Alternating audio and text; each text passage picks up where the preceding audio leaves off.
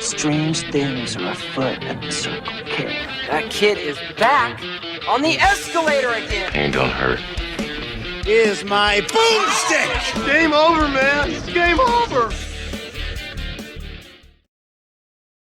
Welcome to the Bargain Bin. He is your host, Ben Mason. He is your co-host, Sandro Luketic. And today we're talking 1982's Class of 1984. As always, we assume if you're listening to this episode, you have already seen the movie. Sandro, I've seen this many, many times. I'm sure you have never even heard of it until I mentioned it last week. I had heard of it because you had mentioned it prior to last week. But in any sort of substantial regard, no, I hadn't heard about it until last week, where I actually got into it more than, hey, there's a movie called 1980 or a Class of 1984. Which, like, why not just call it Class of 82? Like, I don't know. There are two sequels to this movie. Okay. Class of 1999, which is about using military robots as teachers. That does not go well. And follow-up, Class of 1999 2, kind of dropped the ball on the title, but I haven't seen that one, just 84 and 99. 99 is a very different movie. How in the world can you call that a sequel? How can you honestly say they have a sequel called 1999 and it's about robots? It's dealing with problematic youth in the high school system. With robots. That's not a sequel. Exactly. Well, just because they weren't revealed to be robots in this movie doesn't mean they weren't. Except for Corrigan. Pretty sure he wasn't a robot. Okay, so I mean, can't argue that point because I can't prove it one way or the other. Also directed by Mark Lester, who I wanted to bring up because we've covered two of his other movies before. Very different from this, but have gone over very well with our audience. He directed Commando and Showdown in Little Tokyo. Oh, fantastic movies, but not ones that I would have guessed because, right, like they're more just like flat out action movies. Exactly. And Lester also helped write the film with John Saxton and Tom Holland, who wrote Fright Night and Child's Play. Tom Holland is a great writer. I think he also... Did he direct Child's Play? I think he did as well, yeah. And he's also Spider-Man. Well, sure. We'll go with that. I thought I had this written in my notes, but apparently I did not. It is based off of a book from the 50s. I think it's something along the lines of like The Urban Jungle or something like that. It's a weird movie, Sandro. A very strange film. Mm-hmm. But so other than me just talking about it once or twice, you didn't know anything about this movie? No, sir. Not a thing. Decent little indie flick that came out of Toronto. And good God, is this ever Toronto in the 80s? Right down to like A&A Records. The subdivisions look like side streets look exactly like Toronto. I could tell right away. I didn't even know it was Toronto until my second last viewing of this, and it just completely caught me off guard. But it makes so much sense now, especially with all of the Canadian actors in it. One of which very blatant. The other one I'm going to mention later on when they make an appearance. I want to see if you caught them or not. I did not know this was Toronto, but I mean, okay. Well, Toronto in 82, right? It looks different. Sure. So one of my favorite things here, we start off the movie with block text. I'm just going to read it verbatim, okay? Okay. Last year, there were 280,000 incidents of violence by students against teachers and their classmates in American high schools. Unfortunately, this film is based on true events. Fortunately, very few schools are like Lincoln High. Yet. So, with that setup, do you feel like the movie delivered on that? I disassociated myself with this block text when watching the movie. Because, like, right away, I was just like, what is this partially based on? I don't want to know about it. Like, yeah, I'm just going to watch the movie for what it is and disassociate myself with this block text entirely. Exactly. I mean, we don't need it. I don't even know why it's there. I think it would be much better if we just did the open on the high school and the montage that we get with the amazing track "I Am the Future" by Alice Cooper. Yeah. This song to me screams Sandro. I just always I always find it weird when they say things like this is partially based on events? Because it's like, what does that mean? Like, you went to a school and they had a metal detector? Is that what it was related to? Like, how loose is this connected to any real event? There was somebody in that high school named Andrew. Yeah. And that Andrew guy was listening to a song by Alice Cooper, and they were like, perfect. Yeah. Sell it now. I did bring up the I Am the Future song because I feel like early 80s movies have the best music. And I wanted to ask, what one that we have covered do you think has the best soundtrack? And my guess was Rad. Yeah, there we go. You didn't even give me time to answer. That's because I knew. What are your thoughts on the opening montage we get? I very much enjoy the music in it. Mm-hmm.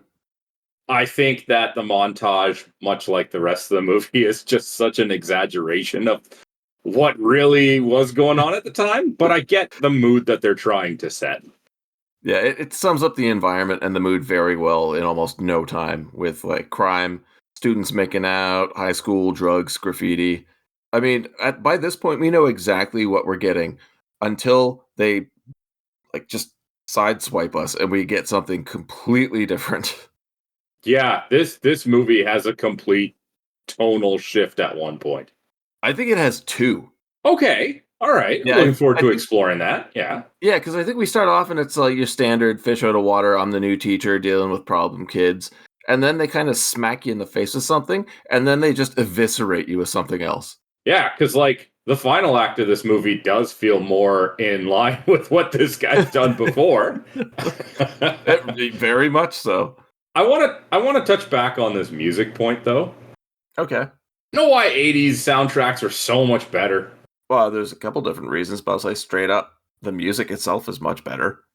The music itself is much better, but what I was alluding to is that way more times in the 80s and 90s do you have music that was actually specifically written for the movie. Whereas nowadays, they're just like, we're going to take this already existing song, whether it's a classic or something newer, and just put it into the movie, where so many movies back then had songs specifically commissioned for them, and they fit so much better as a result. It makes sense. They're written for the tone of the film. And this song fits this movie perfectly. I love it. It is... I forgot it existed until I watched it again and immediately found it spot on a Spotify playlist. But yeah, Andrew Norris. We're introduced to our main character, played by Perry King, who I know from an episode of Tales from the Crypt called Come the Dawn, which is pretty creepy but very good. But Norris is the new music teacher at the school. We also get biology teacher Terry Corrigan, played by Roddy McDowall, who just so happens to keep a gun in his briefcase. So... I'm always happy to see Roddy McDowall. Yeah, he was great. I actually had to look him up because you'd be surprised to know that I only recognized one actor in this movie. But there was a lot of familiarity. I was like, oh, this guy looks so familiar. Mm-hmm. And he was in some other movies that we covered. I'm drawing a blank right now. He's the principal in Cutting Class. Right. He was also in, I think it was one of the vampire movies we did. Yeah, Fright Night. He was Peter Vincent, the vampire hunter. Peter Vincent. There we go. So, like, yeah, like I definitely recognized him slightly, but I didn't know from what. And then there was one actor that I was like, okay, I know this guy. Yeah, and the other, it's almost like a cameo, but they weren't even famous at that point. It's a blink and you'll miss it thing, but he looks so different. We'll get to that. It's at the very end at the concert. Oh, okay. I definitely didn't catch whatever you're referring to here. So curious. Metal detectors upon the entrance of the school. I know schools do that now. Do you think this was a fabrication at the time? Because I don't even remember some airports having them when I was a kid. This is a movie made in Toronto about what they think is happening in the States. 2 years in the future.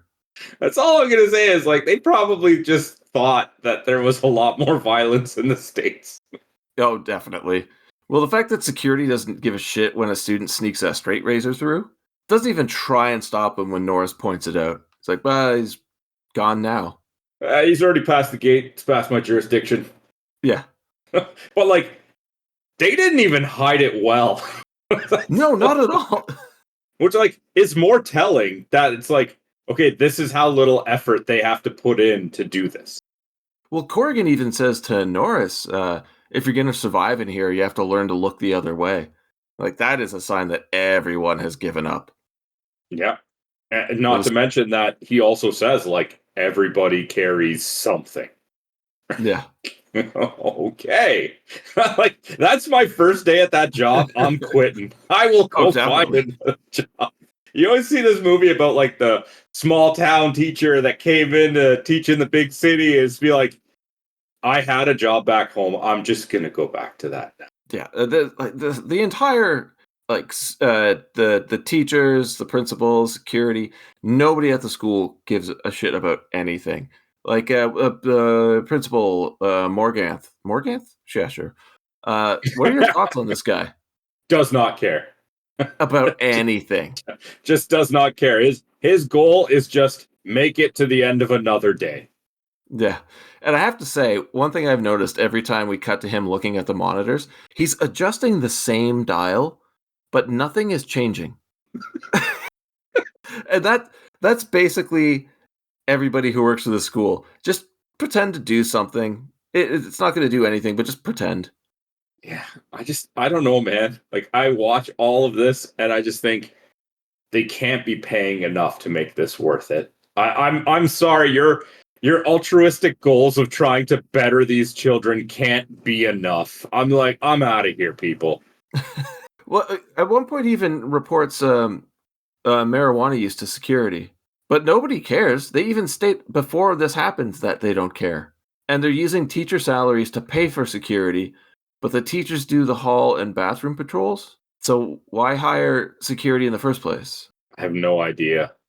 Maybe the movie is just trying to drop a commentary about how in this world, in this movie, I don't know how true it is to real life, but that the school really is just a penitentiary. Yeah, pretty much. I didn't think about it that way. It's like, which really makes you think that these kids never really had a chance. The world has given up on them before they even got anywhere. Yeah, and even the kids that do actually try just get beaten down to some extent. Those kids need to go to another school.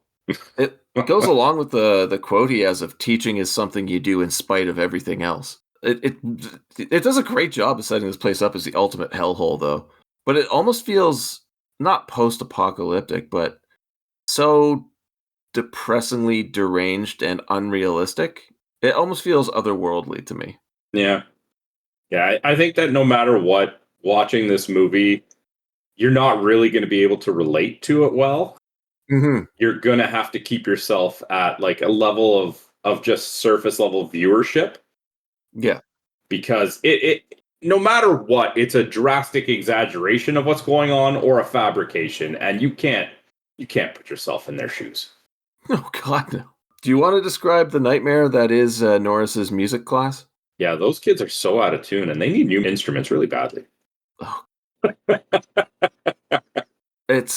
I know we try and cut back on heavy swearing here, but this entire class is just a clusterfuck of everything. Yeah. Like, we get student Deneen letting Norris know that a bunch of the students that are in the room don't actually belong in the class. And we get introduced to Arthur Summers, played by the one actor I think you noticed. Yeah, who's that? A young, then credited Michael Fox. Oh, he was in this? Yeah, I know. Yeah, he was, I mean, for being such a young actor, I think he did a very good job in this movie. Yeah, he was pretty good. He was given some pretty rough scenes that take talent, and he nailed all of them. What are your thoughts on the punks? So visually, right away, I don't see them matching. I know it's a stupid thing to say, but like in movies, when I see like a gang of punks, I kind of expect them to all be cliche visually similar. And the leader is almost dressed, at least in the first scene, a little bit more like normal or even preppy. Yeah, he's dressed very well. It's like, this doesn't match. But then I'm also like, why are they there? Like, they clearly don't want to be there, and the teacher doesn't want them there. It seems like a simple solution, especially, I don't know if it's this scene or the next time we see them in the class where he's just like, I'll just mark you as present. And, like, that's a problem. You'd be like, All right, cool.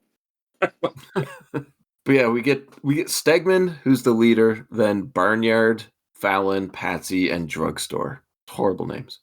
Yeah, a little on the nose there, don't you think? Yeah, extremely annoying and very racist. If you look some stuff up online, most people refer to them as neo-Nazis, and I can see why. Yeah, yeah. Although there are a lot of other things too. Oh yeah, definitely a lot of other things.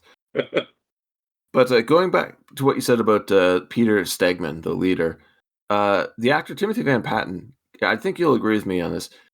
Within seconds, he does such a great job of making you hate the character that he almost stands out above others. Yeah, no, he's quite good actually.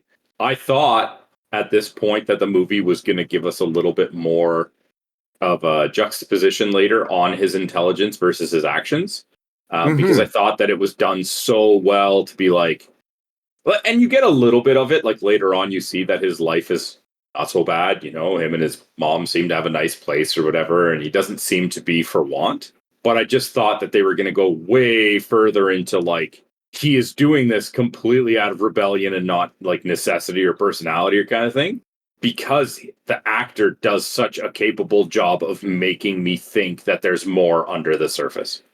I agree. There is no denial there.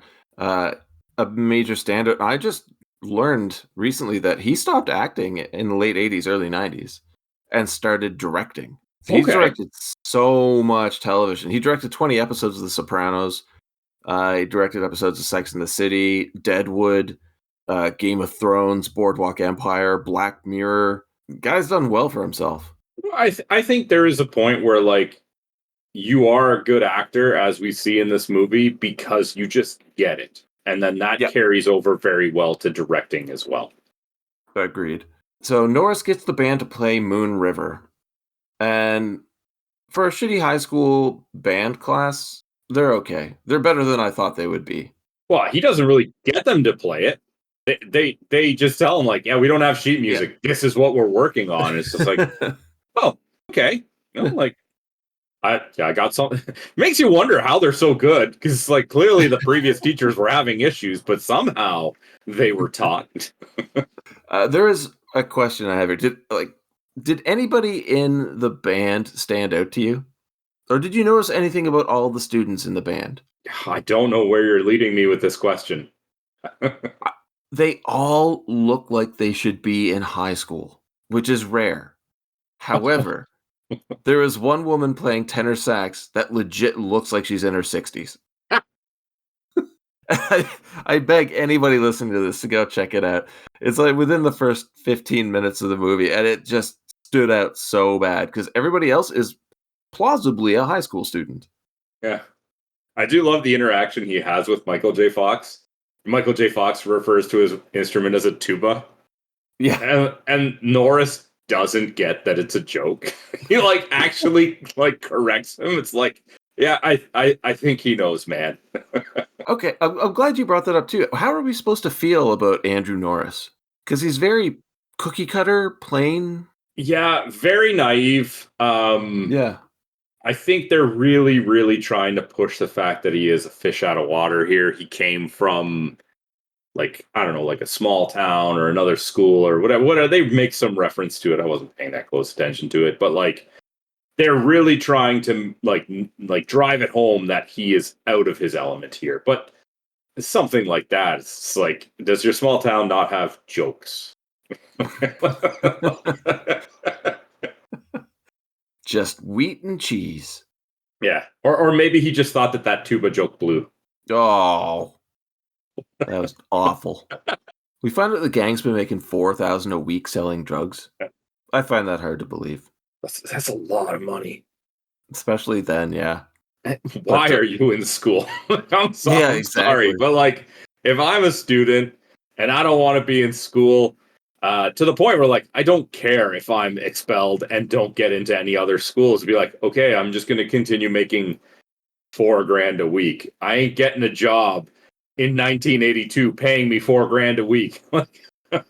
Well, and that's just it too, because if Stegman isn't going to classes, he's still passing these classes somehow. So why not just stay at home and get the rest of your gang to sell your drugs? Yeah, and like this is why I think there should have been something more beneath Stegman. Like he actually wanted to learn, and it's just like, oh yeah, I'm going to put on this facade of that I don't want to be here, and that these kids are just good marks to sell drugs to, which you could do out of school hours, but he really does want to learn, right? Like you could have given this character some more dimensions. I think they're there. I really do. They just don't bring them to light, like don't bring them to the surface enough for most people to pick up on it. And they don't spend enough time on it for it to actually matter if they did. This could be a really, really deep, interesting character if they tried. And it kind of makes me wonder if this character's even in the book. And if he is, to what extent do we see the caring human side of this character? But going back to this, they encounter another dealer and assault him in the bathroom. So that sets up a subplot that doesn't really go anywhere after, one more scene? Yeah, they really don't push this rival drug dealing gang narrative at all. I mean, at the very most, you could have just made it where there's the one guy, he's not affiliated with the other gang, and they just beat him up to show, like, yeah, we've got this on lock that nobody can even try. Like, you don't need to bring in that element at all. In fact, it almost like diminishes the hold that they had on the school in the first place, just because it's like, oh, you're still contending for it. You haven't locked it down yet. Yeah. I think the only explanation we can really attach to this is that this rival drug dealing gang is mainly black. So it goes into the racism element a little bit more. Mm-hmm. Yeah. It turns out the teacher that Norris replaced, quote, fell down the stairs, which immediately makes me ask, so where are the police? And has this been mentioned yet? Oh, well, we find out during the course of the movie where the police are. They're around doing nothing. Exactly. Although that one detective you can tell he wants to, but he's also being realistic. Unfortunately, being realistic here is a drastic negative. I love the messages that they send with this detective. Like, how much red tape and legalese there is that they know that there's stuff going on wrong, and they just cannot do anything about it. Like, the commentary is fantastic. Not particularly fond of the character, but the commentary is fantastic. And it pops its head up randomly throughout the movie, but repeatedly, right up until the very end, which I found very intriguing. What are your thoughts on the graffiti on Norris's car? Did you catch the spelling? No, I didn't actually. Well, there's two words on it. Teachers sucks. Teachers spelled T-E-E. But I find it funny. Teachers sucks is pretty good. What's wrong with that? Oh, nothing. Never mind. But yeah, it was the establishing shot of Norris's house, the new house he and his wife have moved into, that immediately I recognized as Toronto. And also his address is 416, which I found kind of cute. Oh, okay. So yeah, his wife, Diane Norris, 3 months pregnant. I feel really bad that they kind of portrayed Diane as a bit of an airhead character, especially with the means they go to abuse this character in so many different ways. Give her a chance to be a human character. Everybody else is given the spotlight. Let her do it too. Yeah, I feel like more than any other character in this movie, she ends up just being a plot device. It is a little unfortunate because it's supposed to be so much of the emotional anchor, but that is what it is, and then that was a decision they made, right? So, yeah, normally I would say please give us a chance to actually appreciate the character, but if they built up a relationship between the character and the audience, I think most people would turn this movie off before it was over. Yeah, well, some people are tempted to do so anyway and just keep it on because they have to review it. Yeah, I forgot about that scene altogether. I felt really bad. Sorry. It's okay, but it was definitely a tough one. We will get to that. You know what I would have loved if they wanted to show that Norris was like a cool guy, a hep cat or whatever. That like he just corrected the graffiti on the car, so like there was like red graffiti correcting the spelling. Oh God. That would have been so good. I definitely wouldn't have fit in this movie, but I would have loved it. No, I think he's better off in this movie as being the inept teacher with the heart of gold. Like he's just incredibly passive, which I think makes it so much better when he gets that character flip later on, because you're used to seeing him beaten down so much that when that switch goes off, it's pretty insane. Yeah, that switch going off would have made more sense if he was a guidance counselor. It would actually. But that gang fight, that showdown, what are your thoughts on that, if you remember it? It was fine. Honestly, like, even when I was watching it, I knew that this was not the main point of the movie. Yeah. So I was just like, okay, like this almost felt like the equivalent of an establishing shot for me. And it was just like, okay, let's get to the real plot, because I know that this is just an avenue to try and show how dominant their gang is. Because I'm pretty sure, like, when they actually show the actual fight, right? I'm fairly certain they're outnumbered. They are. And yet they still prevail, right? So I really did just kind of like, I don't know, say emotionally or whatever, tune out, because I'm like, okay, this isn't what this is about. Like, this is just setting some stuff up, and the fact that, like, yeah, police can't catch them, can't keep them locked up. We're just going to be going through the same cycles, and yeah, moving on. I thought it was actually a pretty brutal fight, though. Short, which is good. Oh, I should mention, too, I said Urban Jungle. The book was called Blackboard Jungle from 1954. Also turned into a movie with the same title in 1955. Oh, okay. But going back to the fight, who called the cops? There's no residential area around here at all. You don't see any other people. It's just as soon as the fight's over, the cops show up. And why do the cops care about this and nothing else? The cops, I mean, the fight wasn't, in my mind, over when the cops showed up. The fight ended officially because the cops showed up. But I think they only care about this because it's in the streets. They don't care about things that are confined within the walls of the school, because nobody is paying attention to that. But they can't have it in the streets. Or the cops were there to just pick up from one of the gangs and saw, and they're like, oh, geez, we gotta protect our dealers. I don't know. You said you liked the detective in this, right? Or not so much the, you did like the detective.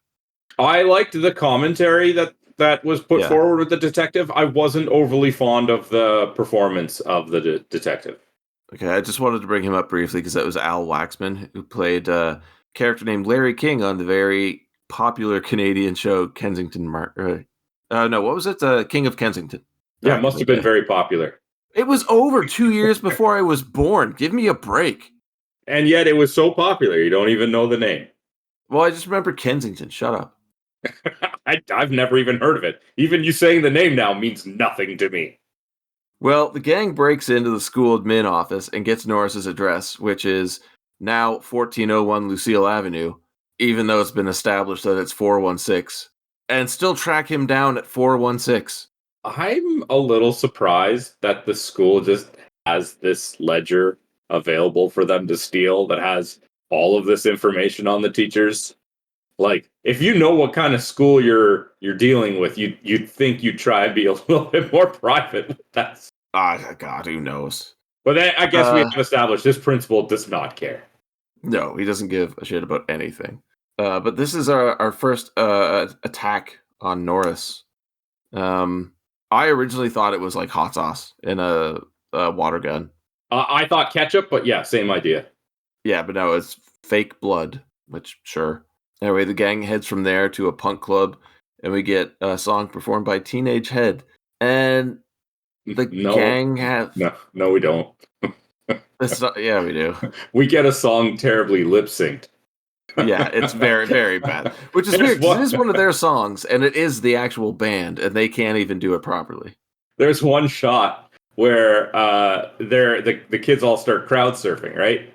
Mm-hmm. And the camera shows one of the kids on stage, and the singer is right over their shoulder, and their mouth is not moving, but the song with lyrics is still going, and it's just like, oh, this isn't even close. What did you think of Stegman's crowd surfing? I didn't think much. It's crowd surfing. He didn't. Nobody caught him. I didn't notice that. Yeah, it's like people tried and couldn't, and they just kind of like quickly lowered him onto the ground, stomach first. Oh, see, I don't even like the idea of having Stegman crowd surf. No, I it would have seems- much rather that he was just like with a watchful eye as his like cohorts were doing it, and then he was like, "All right, come on, let's get to business," like whatever, Yeah, right? let like Fallon or Drugstore do it. Yeah, and then he even like gives them a look like, "Hey, we're here for business, not to goof around," kind of thing. So yeah, they have an office in the back, which I find strange. well, I mean, they make $4,000 a month, or $4,000 a week. They can easily afford at least. Like, yeah, I guess. It's really skeezy. Like trying to recruit other dealers. One girl will take drugs for hooking, basically. Now, I want to ask you about your thoughts on Stegman with these two individuals, because I'm not entirely sure if the movie's trying to make us like this guy or despise him or both. Well, see, I got the impression that they're trying to issue like there is a moral line for him, because like he asks the first kid, "How old are you?" And the kid says he's 14, and Stegman's like, like come back when you're older, kind of thing. Keep an We'll eye be on in you, touch. right? Right? Like to almost think like, okay, he does have a moral compass. We don't know what criteria or guidelines are there, but this character has depth. And again, this just furthers what I wanted from this character. And I'll say it right now. Like, I'm very disappointed with where they ultimately go with this character. Because all of this really good setup just feels like a missed opportunity. But it was a good setup for it, I guess. Yeah. But then follow that up with the young girl willing to sell her body in exchange for drugs. It's so detestable. And looking up some info on this movie, this scene kind of makes me hate it, because according to Lisa Langlois, who plays Patsy, and this is just hearsay, it's from the internet, God knows if she actually said it or not, but she is credited with saying it, that the actor, she didn't want to do full nudity for this scene, and they forced her into it. And the reason why she's wearing so much makeup is because the makeup artist could tell she didn't want to do it. So they put so much makeup on her that no one could tell who the actual person was playing the role. Yeah, I really don't like hearing that. And that makes me feel like this movie makes me feel, and that it's dirty and it's mean and sick. Yeah, like, I mean, if she didn't want to do it, and I'm not saying that, like, there isn't other alternatives to, like, just firing her or whatever, but, like, you could give her a different role and find somebody who is comfortable doing this. Yeah, and I'm not saying it's the truth, because it's just something I've seen on the internet, but I've seen it numerous places. Who knows if people are just quoting other articles they've seen, but that is a rumor anyway. Okay. Yeah. So next day, music class. Norris proposes a symphony done for not the senior. Well, it was for the seniors, wasn't it? Yeah. Like a concert for the seniors later in the school year. And there's a shot of Stegman in the background that is way too good for a movie like this. I don't know if you've noticed how much he just kind of lingers in the background without them actually focusing on him that much. Yeah, this is when he's like kind of in the doorway just paying attention, right? Perfectly framed, but yeah, just paying attention, always watching. Yeah, they are door frames. We get it. Yeah. Of course, gang interrupts the class because it's a sleazy 80s movie exploitation film, and that's what happens. But why? Stegman proves, like, I don't know. You've given us no reason for Stegman to want to be there. Well, except that he proves himself to be a talented pianist. Yeah, but that only works if you go to any sort of length of what I was talking about, that he actually does have a desire to learn. Exactly. Fun fact, the concerto that he plays was actually written and performed by the actor. That's amazing. It is amazing. So what exactly is going on here? Because like you said, they don't really build up enough of the character to make us believe that he wants to be there, but he is acting as if it's like he earnestly wants to be in the band for this performance. But when he's refused, he just storms out. Like, it doesn't even have to be like a hidden brilliance thing. It could be like when we see his home life, he gets no attention and that he just wants to be liked. And part of the reason why he runs the gang is because if he can't be liked any other way, he'll be like respected by fear. Like, there's so much potential to do something with this character, but if you don't do any of it, just pick a side, then it's wasted. Yeah. because it's frustrating. It's just really, really frustrating because Norris keeps thinking like, oh, there's a good kid in there. Give a chance. I didn't know he's this talented. Blah blah blah blah blah. You're not changing him. You're not going to change him. Just get rid of him. No, and we've seen the movie before in many other examples where they do change them, right? The redemption story of the troubled child. This is not that movie. So make a decision. What are you doing with it? The only change in Stegman is that eventually he is unalive. Yeah.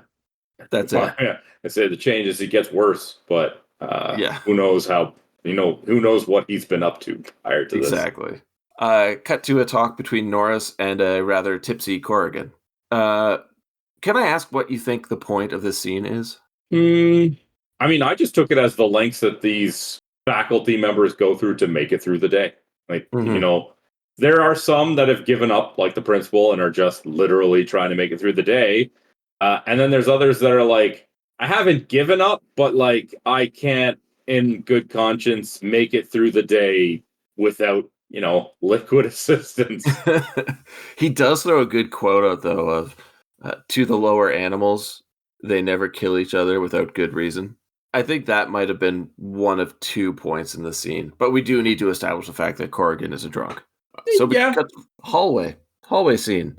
This is a very horny film, which is incredibly unfortunate because of where it goes. There are so many crotch and ass shots in this movie. The whole time I'm thinking like they know these are supposed to be high school students, right? Yeah, but I mean that's a lot of 80s movies, and that's true. At least with most 80s movies, they're casting 30-year-olds. So yeah, but we've already established here it doesn't really look like that. I mean, honestly, it's a little hard to tell because one thing they do with a lot of these ass and crotch shots is they don't show us a lot of faces. No, never see those. Right? So those very well could be 30-year-olds that were cast as extras. Oh, God, I hope so. It does a good job at making the film feel sleazy, though. Even sleazier. Yeah. Okay, this next scene is absolutely ridiculous. They're in the bathroom, in the men's room, and Arthur, Michael J. Fox, tries to convince his friend Jimmy not to buy drugs from the gang. He does anyway, and he does them. And Norris, on hallway duty, intervenes. How does he not see how messed up Jimmy is? Jimmy's just kind of standing there at first. Maybe a little sway. Oh, God, no. He's sweating profusely. His eyes are shifting all over the place. And Arthur just says he and Jimmy don't do drugs, and Norris lets them go, but not the gang. And knowing what happened, like Norris, he can't really do anything, but detains them anyway. Because he doesn't know what happened. I mean, this is one of the rare cases where I'm like with the principal in the later scenes where it's like, do you have proof? Did you see anything? No. Well, then you can't just accuse them of this. Exactly. Outside, Jimmy climbs a flagpole, falls, and dies. My note just says, this one's on Norris. It has to be. Yeah, movie makers have seen people on drugs before, right? No high school student does drugs, so maybe he just didn't notice. Yeah, I even just mean the movie makers. I don't know how many people. Yeah, I'm sure I went to school with people that were under the influence a couple of times. I didn't see them just scaling flagpoles and singing. Like, you were doing that and you weren't doing drugs. Well, yeah, but I knew what I was doing. Fair enough. But like, I'm sorry, but this seems like, because I mean, we've seen this a lot in like the frequency that this happens in 80s movies, as well as the PSAs about drug use are so exaggerated as well. That's the 80s for you. I doubt it. like I doubt he's just getting on a flagpole. Yeah, I mean, at some point you have to be like, yeah, I mean, maybe we should at least consider that that's what happened. You know what would have worked better? Later in the day, he goes to gym class, and they have to do one of those rope climbing things. At least that's a realistic scenario to put him up high. That would make perfect sense, because then if he fell, it was just an accident in gym class. Right. And he was instructed to do the rope climb. Right? Man, I love the rope climb. But like, at least then that's like, okay, that is a more reasonable activity for a high school student to be doing that they can fall from. And there are levels to it where you could even make it where maybe he's hesitant to do it because he's under the influence, and like the other kids are there and encourage him, or the teacher encourage. You know what I mean? Like there's just climbing a flagpole. Like I said, I doubt it. I love how he landed with that classic one leg twisted back. Well, yeah, you got it. Norris tries to get Arthur to admit the punk sold Jimmy the drugs, and this leads to an altercation in the hallway. What are your thoughts on this scene? Or alleyway, not hallway, sorry. I honestly am. It's another one of those like almost cliche things where I'm with the kid. I'm like, I didn't say anything. Like, you just saw me talking to him. I get it. You're going to be paranoid about your well-being, but like, you don't know anything was said. It's true. He's just convinced. He's such a goody two-shoes that anybody he thinks is wrong is wrong. It just so happens that they were wrong. Yeah. But Corrigan gets slashed on the hand with a straight razor. Norris gets dropped, and the kids get away. Do you think that was a decent attempt at building tension? Not really. Really? I thought it did, because it made me curious the first time I saw the movie how far the punks would go if they're willing to slash the teacher and like drop another one from punches. But we know it gets a lot worse. Yeah. I mean, at this point in the movie, I thought that because they thought that they saved the two kids, so to speak, right? Yeah. Now, like, the next time we saw them, one of them would also be dead. Kind of. Yeah.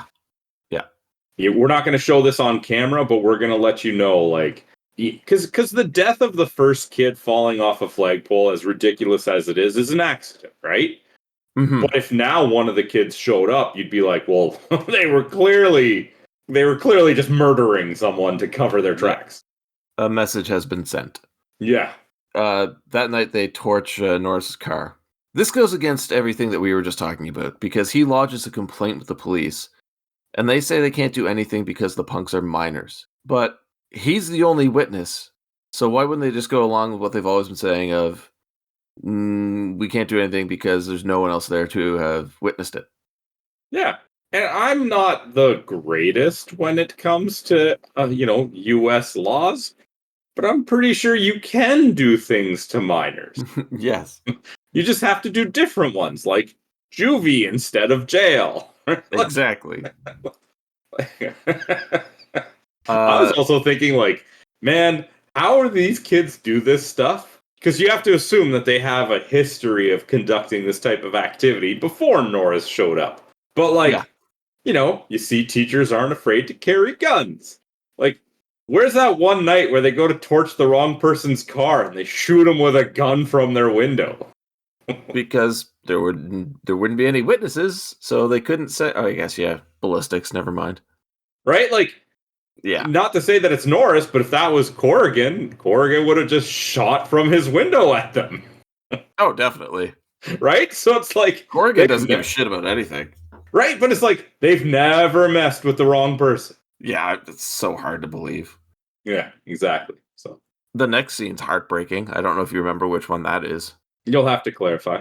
Well, Corrigan's involvement in the alleyway fight has dragged him into the grudge, and we get the fallout that is his biology classroom. Yeah. They trash it, kind of thing. Massacre all of the animals that were in it. Mm-hmm. Yeah. Bodies and blood everywhere. Like, they do a great job at making you hate these characters more and more and more. Although I kind of didn't get the impression that Corrigan should have been as upset. I mean, I know that obviously this is a terrible thing to do, but like, chances are those animals were in there for dissection, so maybe he would, like, it's definitely something he should be upset about. I don't think it should have been to the lengths that they portray it in the movie, although, maybe they could have done a little bit more to show that it was like just like the trigger event of something that's been building up for much longer. Well, I think they order in dead animals for dissection. They don't actually kill them in the school and then do it. So I think they're actually just like classroom animals. Everybody's had classroom animals at some point in their like grade school education. In a science class, that's a bad idea. I know, but he like this. You can tell this man truly loves what he does, and he's just broken down because nobody else gives a shit about him, and no one cares what he's talking about. Roddy McDowell does such a great job here, Sandro. You can actually feel his character having a breakdown. Yeah. I'd say, do you think one of the strongest performances? I'm not saying it's the strongest, but it's up there, right? Oh, yeah. So Norris confronts Stegman in the bathroom, which I think is a really good scene. Very good. Yeah. What about it stood out for you? Again, we're going back to Stegman is a lot smarter than like the movie wants us to acknowledge, right? Like he knows this situation. He has assessed, like the risk and reward here, and he knows that like, hey, we're alone in here. Norris is in a bad spot when it's my word against his. Like, it's just there's so much potential with this character. Mm-hmm. Yeah, that I don't know. It feels like the character has way too many layers to be in a movie like this. I think they should just gone out and like make us hate this character from the very beginning and just make us hate him more and more and more as the movie goes on.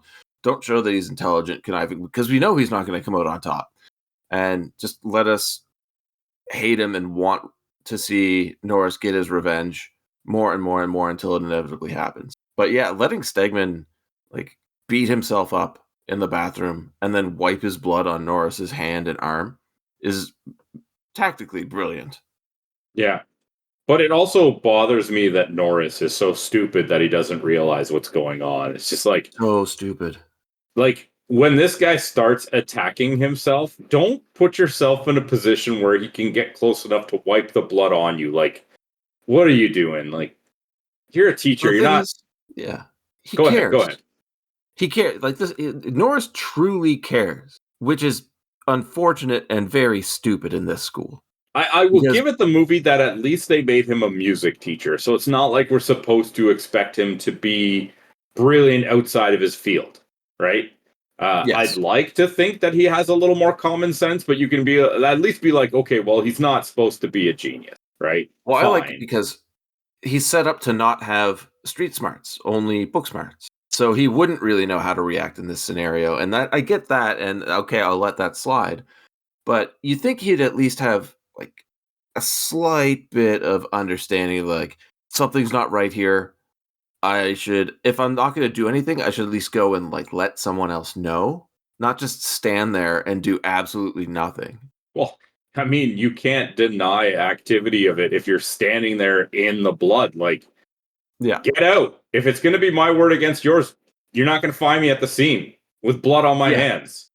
Right? And that's another thing too, because when we get to the principal's office, Norris has blood on his hand, sure, but there's no damage to his hand whatsoever.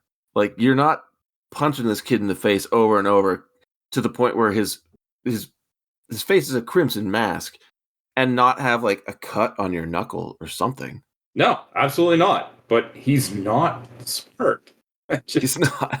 So this is basically the original bathroom scenario, the drug scenario again, only this time the principal's actually willing to take action, which I find strange. He wants to suspend Norris, but he can't because there's no one else to take his place. So this is the problem I have with our theory about you can't hold somebody accountable if there were no witnesses, because there weren't any witnesses, but now he's holding the supposed to be authority figure responsible when there was no witnesses. Now, I feel like that's a hiccup in the movie, maybe unintentional in the screenplay, or do you think I'm looking too much into this like I tend to? No, I think it's a fair assessment. There really is a lot of gaps in the plot of this movie. The thing is, I haven't really noticed that many. So when we get to the end, I'm curious. I'm very curious to hear what you have to say with that. Well, I've been sharing them from the start. I know, but I mean, other than things like continuity errors that I brought up as well. So yeah, after this warning, Norris does the dumbest thing ever and goes to Stegman's house to talk to his mother about how much of a miserable shit her son is. Okay, like if you didn't think that Norris was an idiot before this, you just have to know that he's an idiot now. Like, you're well past the point of discussing this, right? Like, the law is involved.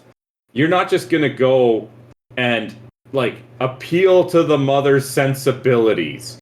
This woman thinks you beat up her child. Like, yeah, the principal wants to suspend Norris for assaulting a student. So for some reason, Norris thinks the smart thing to do is track down the kid in his house, talk to his mother, and then threaten the kid afterwards. It's not a good look. No, it's not. It's so bad. What did you think about the threats over the intercom? I thought it was a little foolish for Stegman because it's like, if your mom happens to hear that, doesn't look like it's the biggest place, but maybe it is. Mm-hmm. Then your claims have been like, now Stegman's being stupid. He is. He really is. But he does a great job of pushing Norris's buttons. And go ahead, I cut you off there. Sorry. No, I was just going to say, or it's also just a sign of how brazen he is because this guy has literally no fear of repercussions. I think that's it too. And you can tell by the layout of the apartment that like Stegman's a rich kid, a spoiled rich kid, which I really enjoy when you look at the fact that he's a punk leader of a gang of violent, racist drug dealers. Yeah, but again, it's also why it's like such a wasted opportunity. Like, why are you doing this with this character then? Like, why is this character involved in any of this? Yeah, that's a very good question. Why do you think Norris reacts the way he does and retaliates the way he does? I think he's just had enough. Like, I think there is a level of it where it's just like, I'm reaching a breaking point.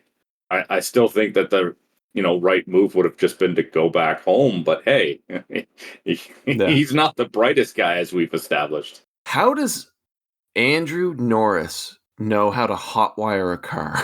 Oh, it's best not to ask that question. It's just smashing it back and forth into the walls of the parkade. Do you think this is where the movie takes an initial turn? I think so, because I think it's like, okay, there's going to be a boiling point where the dynamic is going to have to change on one side or the other. And it's like, okay, fine. We're noticing here now that Norris is going to have enough, we'll say, right? And this leads us to the confrontation before music class, which I think we can both safely say is now just bully versus bully. Not a fan of this scene. It's awful. Because I expect it from Stegman. I don't expect Norris to have this brazen, like, oh, I'm going to put my hands behind my head because there's nothing you can do about it. It's like, I don't know, man. This guy's clearly proven there are things he can do about it. Like, yeah. You think you're on the same page, but this guy you have no idea how dirty this guy can get. Yeah, like don't poke the bear, dude. Don't poke the bear.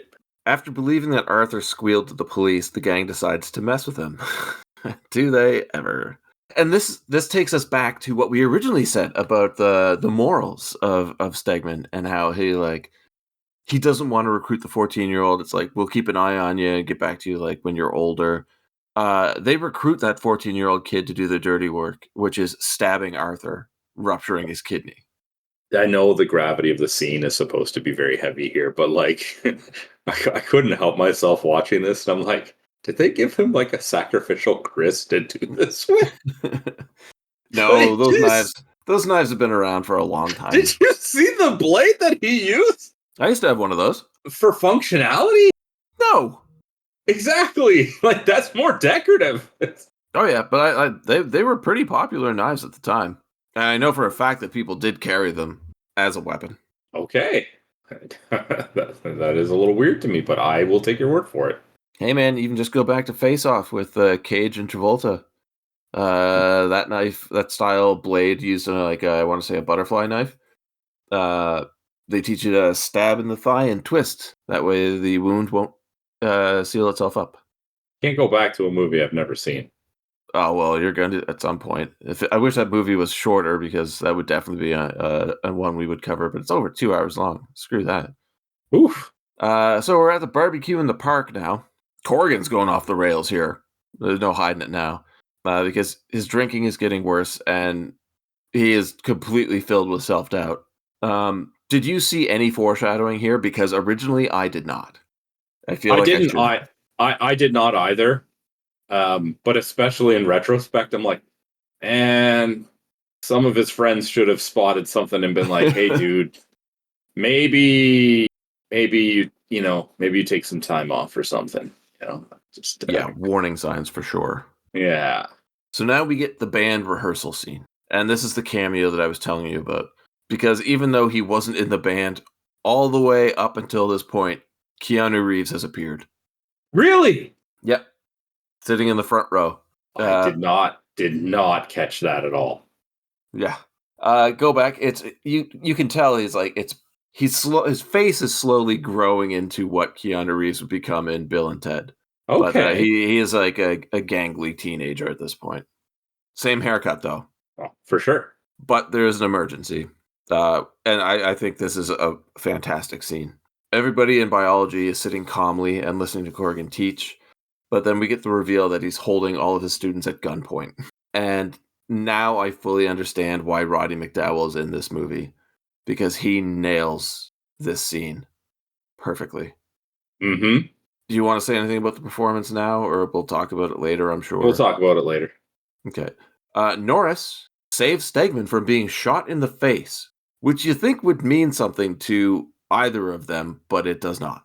We're right back to this idea that, like, people will actually do something against the teacher, but when the kids are constantly doing stuff, they're just like, yeah, there's nothing we can do about it. Yeah. But, like, the principal is just fine with them, like, yeah, just shoot him. They don't even arrest him. No. But they go from wanting him to be shot to just letting him go. It's like, there is no gray area in this movie. No, there's not. Because later that night, a drunk Corrigan tries to run down the gang in his car. I have no idea how he's not in lockup. I was rooting for him the whole way. I was like, come on, man. Didn't get to root for him for long, though. No. It was a good car flip and explosion, but I wish we got more Corrigan in the movie. And I don't know if you noticed, but everybody there seems very happy about this explosion. Well, yeah, I mean, they're the juveniles. They like an explosion. But, like, to me, it's like, you see Stegman on the hood of the car, and you're just like, if he's supposed to be somewhat intelligent, he needs to start to realize that there are possible repercussions to his actions, right? Like, even if just a little bit, like, everybody grows up thinking they're invincible, right? I finally broke my arm, and I'm like, oh shit, I am breakable, right? You think that eventually be like, oh man, we are gonna push the wrong buttons at some point. No, never. No, doesn't happen. One thing that really pissed me off about this movie is this next quick scene where Diane Norris decides that she's going to go to her mother's place and then just doesn't. Yeah. And Norris suggests it earlier, too. Yeah. Before she does. And then she suggests she's going to go. And then she says, oh, I'll just go after your concert. Be like, who cares about the concert? Yeah. Just go now. But at the same time, it's like, Norris, go with her. There's nothing worth it here for you. Just quit. You're not even fully unpacked yet. Just put everything back in the box and leave. Yeah. No show at school. They'll take it as a victory, and you just do the same. Get the hell out of there. Yeah. Like, I'm all for trying to, like, be better and save kids and stuff, but, like, personal safety, you got to draw a line. Yeah, because you know what happens if you help your wife box up the rest of your possessions and you go to her mother's place? She is spared a lifetime of emotional trauma, and you aren't a murderer. Yeah. I'm sorry, but, like, you're an expecting father. I'm gone before a Molotov hits my car.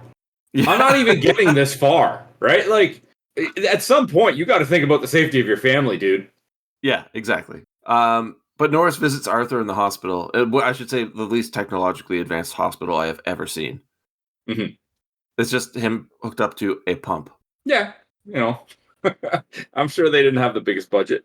And yeah, well, it's not terrible. And Norris just guilt trips Arthur into telling him who stabbed him, but it doesn't go anywhere. I mean, if he said it was somebody else, would Norris have done anything? I don't think so. Like, you get the impression at one point that Norris has now literally just set his sights on Stegman. What's the motivation here? Like, what is this dick measuring contest you've gotten into? You're supposed to be trying to help kids, not trying to one-up Stegman. Like, yeah, I don't understand the actions and motivations of this Norris character. Yeah, and I forget the name that Arthur gives him, but it'd be like, it was Vinny or whatever. And I swear to God, this will only make more sense if Norris is like, you meant to say Stegman, right? No, it was Vinny. No, like Stegman, right? Stegman. Peter Stegman. He just gets up. You're useless to me. Yeah. Stabs him, leaves. They should have finished the job. He's the worst tuba player I've ever met. So Norris heads to the police station and rips on the detective for letting the gang go. My question to you is, why were they being held there anyway? Because of reasons. A teacher who held them at gunpoint and wasn't arrested later tried to run them over while drunk. Why are they being detained? And he even tells like Norris, like, well, we can only hold them for 24 hours. It's like, yeah, right? Like, I'm familiar with that, and I'm not part of American legal system. Like Norris is just so dumb. Yeah.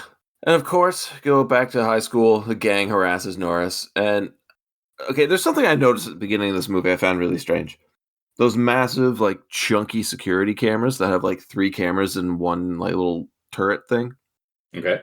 Here we see another one above Norris's head as he's walking through the halls, and you see it slowly go into the background. Again, 3 cameras. 2 of them are pointed directly at walls, so they're not doing anything, and I find that very frustrating. That's such a small gripe, dude. I know, but still.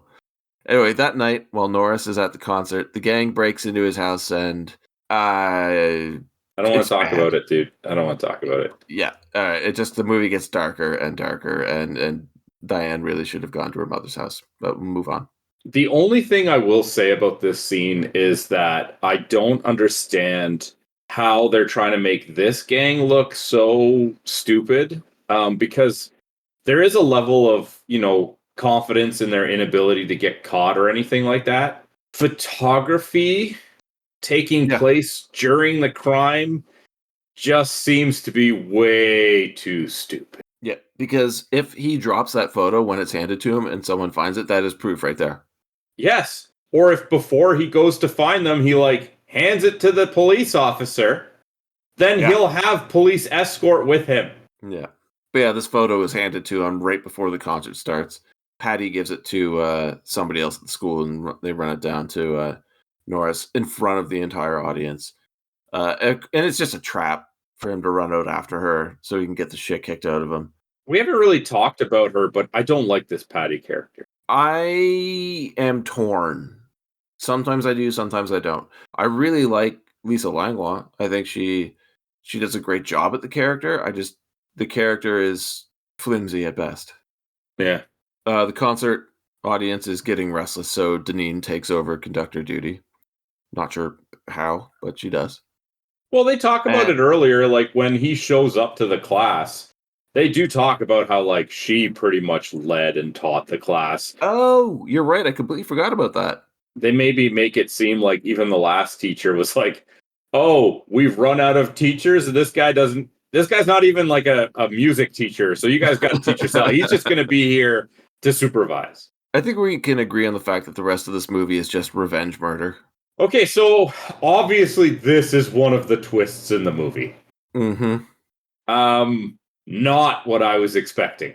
Yeah, I kind of figured this would throw you for a loop. It's another tonal shift. But after what we just saw, even though this is incredibly violent and people die, I feel like it's a bit lighter than what we previously witnessed. Yeah, because with it, you can take on a level of suspension of disbelief, right? Yes. Like you do with a lot of action movies. But when he gets drugstore on the saw table. Oh, God. Cuts his arm off before he finishes him off. It's just well, that's getting into the point of you're sadistically torturing him before you kill him now. And yeah. This is blind rage. Yeah, but it's so over the top that you remove yourself from it a little bit more than the really heavy dark tones of everything that's happened before it. Yeah, agreed. It's almost got a cartoon aesthetic to it, right? I'm not even kidding. When he was fighting, I forget his name. He's hitting him in the head with the hammer. What was that guy's name? Barnyard.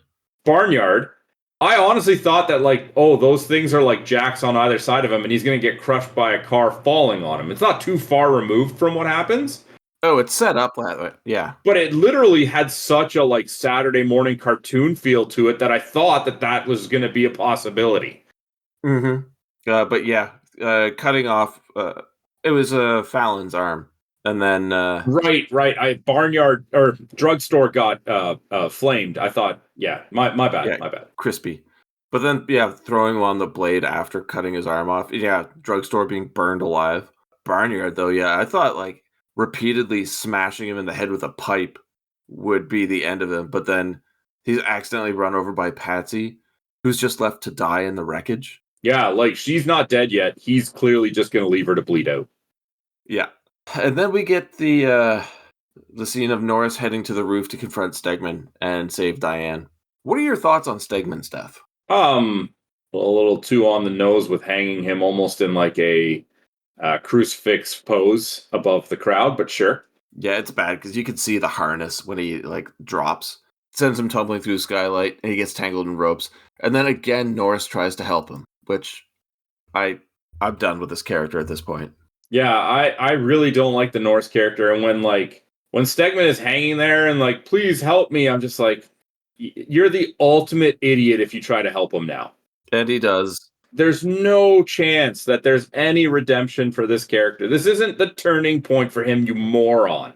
Stegman tries to cut him. Norris punches him in the face and him tumbling through more glass into the auditorium. Ends up snapping his neck while hanging in front of the concert audience. And then we get the kicker of the movie, which I found absolutely hilarious. And I don't think that's what I should end this movie on. But again, it's text on screen saying, Andy Norris was not prosecuted because the police could not find anyone who actually saw it happen. So it all just comes around again, and now this time it works in his favor for a chance. Yeah. So really, the overall message of the film is leave no witnesses. I mean, I just took it as more like people saw it, but nobody wanted to. Yeah. Like, people were happy that it happened because he had freed them of Stegman. Yeah, very much an I am Spartacus moment. Yeah, but like, I don't know, seems unnecessary. Like you did not need any of that after what we just saw. And this is where we roll credits, and it's the end of the movie. So it was a trip. Oh yeah, it definitely was. Let's get into the numbers here because I'm really curious to hear about awards. All right, so cool. For budget, indie Canadian. I don't know if you can call this exploitation. I don't even know what you would call this. Action drama, thriller. What do you think the budget was for it? It's 1982, and there really wasn't anybody famous, like over the top famous in it. So I'm feeling like $1 million. $3 million. Okay, which I guess. Yeah, I guess, right? How much do you think it made? What was its gross? Actually, we'll go with that. I feel like this might not have been a big hit in the movie theaters, and maybe did better in like VHS sales. I'm going to say that it lost money. I'm going to say it made 2. Almost exactly, as 2.2. Okay, all right. Now, this was one I was really interested in because this movie is stupid. Okay. But it's competently made for the most part. And the acting and the effects seem all right. It's got basically a 90-minute runtime, so it doesn't outstay its welcome. How do you think it went over with audiences? On IMDb out of 10, what do you think viewers have given it? 6.3. So close again, 6.5. Okay, all right. As far as Rotten Tomatoes goes, what percentage of critics gave it a positive review, do you think? 54? 68. Oh, okay. I went in the wrong direction with that one. And the popcorn meter? 71. 67. Okay. So not too far off, actually. Almost the same thing across the board. Yeah. I can see that. Higher than expected, though, for me. I'm with you on that. Yeah. I guess awards? Yeah. So who did you have for your least favorite character? Andrew Norris.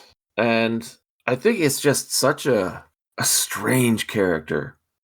Like, it should be cookie cutter, right? This is not an intelligent movie. Like, we should be following the regular arc of this one character, but he never learns from his mistakes. He does the same thing over and over and over, expecting a different result. And he's supposed to be a fish out of water character. I get that. And that's how he is at the beginning of the movie. It's great. But he doesn't change until the very end. And even then, after he's murdered 4 people, still tries to do the right thing in saving the person that got these 4 people he's killed to do what they did. So why would you think he would do anything but? And it's just a really frustrating character for me. I mean, Perry King played him very well. It was just a stupid character. What was your least favorite? I think you should know, based on my discussions through the course of the movie, that I agree with you on this one. And I don't need to add much more than what you said and what I've already said throughout the course of the episode. I just want to reiterate, like, this was a stupid character. And I don't mean like poorly, like he was just a dumb character. And I just it didn't work. I'm sorry, I couldn't. Well, how about your favorite character then, or performance? Hands down, Roddy McDowall. You know, like, there was other characters. Like, I really thought that Stegman was, while written poorly, and that's not an issue of the actor, performed very well. Roddy McDowall is just on another level, man. Like, he is so good in this movie that it might actually be better that he gets offed and we don't have him for as much longer than we do, because he would just continue to put everybody to shame. Yeah. He's a phenomenal actor. In everything I've ever seen him in, he steals the show. Yeah, like, he was just so good. Like, so good. Yeah. I had to go, and I have to specify this as favorite performance, not character. It is Timothy Van Patten as Stegman. Because he starts off as the guy you love to hate, then kind of have a slight soft spot for, and then you just want him to die the worst death possible. And while the character, again, he's not as poorly written as Norris, but it could have been done stronger. Van Patten does more than anybody else could with this role, I think. I feel like the Corrigan role for McDowall was almost written for him because they knew he would be perfect for it. And this is early on in Timothy Van Patten's career, and I think it just shows how much of a powerhouse this guy could have been. I'm curious to know why he quit acting and went to directing, but he made you question whether or not you hated a character, and then solidify the fact that yes, you actually want this teenager dead. Like, he did a great job. I can't argue with that. I very much, as I said, heavily considered it. And if I can almost like mimic a line from the movie, his performance was phenomenal in spite of everything else in this movie. Yeah. Because exactly. I really do think that the writing did a disservice not exploring the depth that this character, or that this actor, brought to this character. Yeah. Oh yeah. I'm right there with you. What did you have for your favorite or most memorable line? Most memorable line isn't a stinger of a line or anything like that. It's a line from Stegman, though. And it really reminds me of the Warriors come out to play line from the Warriors. And it's him repeatedly taunting Norris by saying, "Teacher, teacher," over and over again, just to kind of like pry at him and get under his skin and dig and dig and dig. It's one word repeated once, and it's so effective. It could be a tagline on the Blu-ray case for me. What was your most memorable line? So mine is almost because of the circumstance and delivery, and it's actually from Norris. It's as he's running towards the gymnasium in the final scene after he's started murdering people, I guess. Actually, no, it would have been before the first kill. But he shouts out, "If you hurt her, I'll kill you. I swear it, I'll kill you." And I'm like, if you hurt her... If you hurt her? You were just given a photo that very much shows you that they've already hurt her. Yeah. Like, you are past that point now, sir. Like, this guy dies. He dies. You hurt her and I'll kill you? Like, you've already... Like, it's such a stupid line because, yeah, she's already been hurt. It is partially your fault, too. You should have just left instead of getting into this dick measuring contest. But, like, yeah, if you hurt her, like, if she's not already hurt, man, I don't know what your idea of hurt is. He's in a violent rage. Let's just chalk it up to that. That's an excuse. I don't know. It's poor writing for sure. Yep, and that's why it stood out to me. It is not my favorite, but like it is memorable, and it almost could be entirely because the writing should have known better. Mm-hmm. What about memorable scene? I think we have the same one. I'm just curious. There's a lot to pick from. There is, right? Like I want to pick the Corrigan scene at gunpoint, because it was done so well. He acted it so well. Even like the students, the looks of fear on their face was done so well. Like some of the fear that you felt from it was so genuine feeling. Like it was just so well done. But at the time, when I thought we were going to get more from Stegman, I went with the scene where he beats himself up.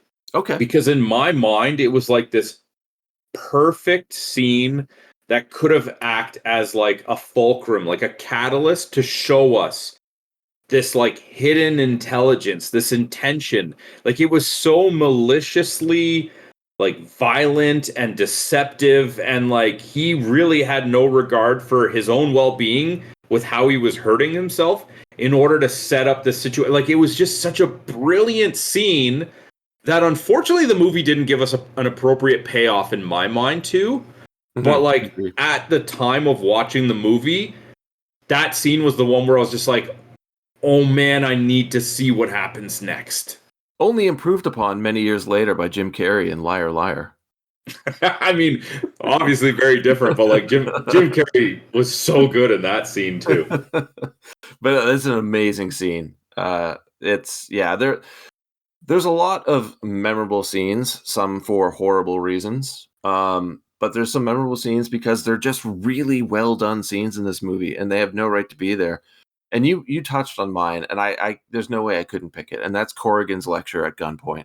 Because for the reasons you already stated, the look of fear in the eyes, like when you just see the class, you don't know what's happening. You just hear Corrigan teaching the class biology, and they're all like bullies and regular students. They're all sitting there and they're paying attention, wide-eyed, listening, and you're like, oh God, something is up. And then you see that he is actually holding them all at gunpoint.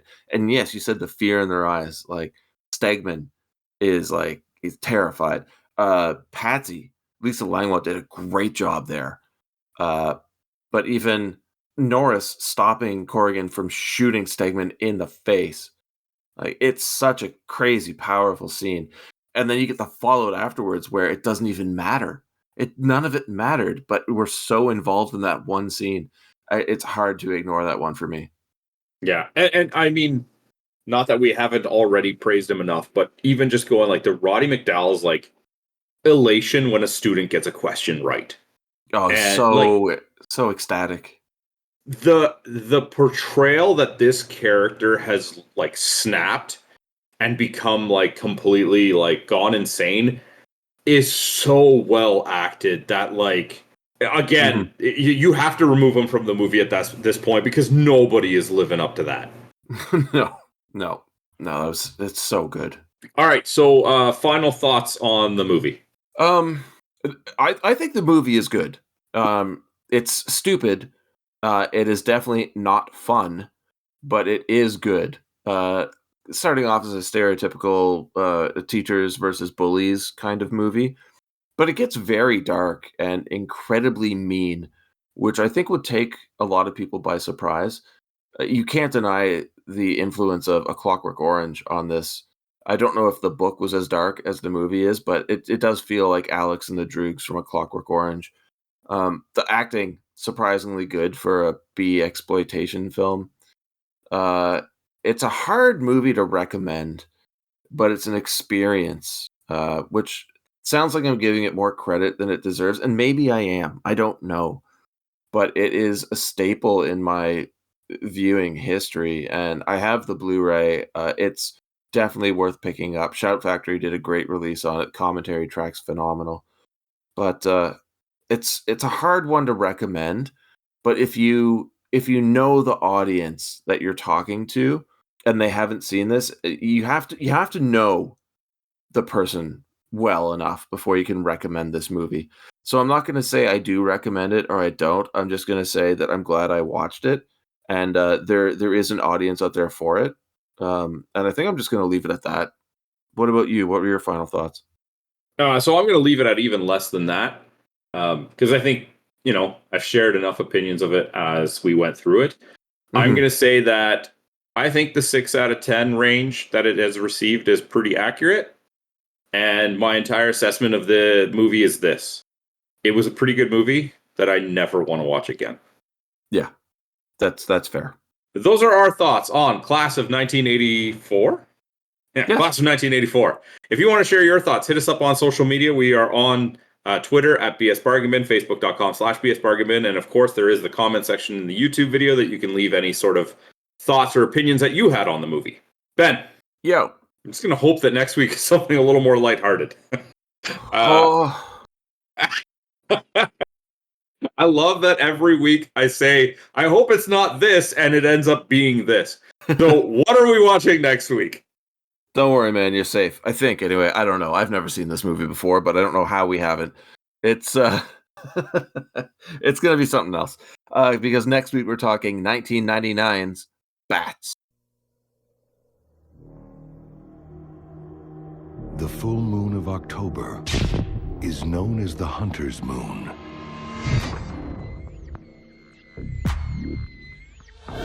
This October, the hunters will be out in force, filling the hungry sky.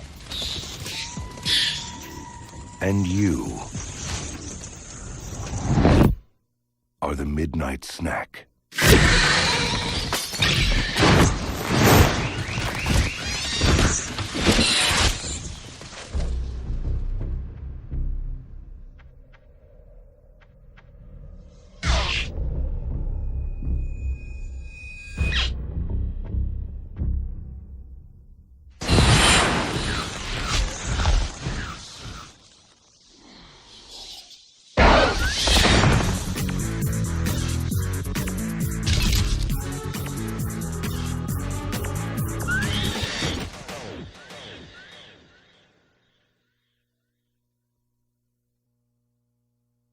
Until next time, have a good one. All the best.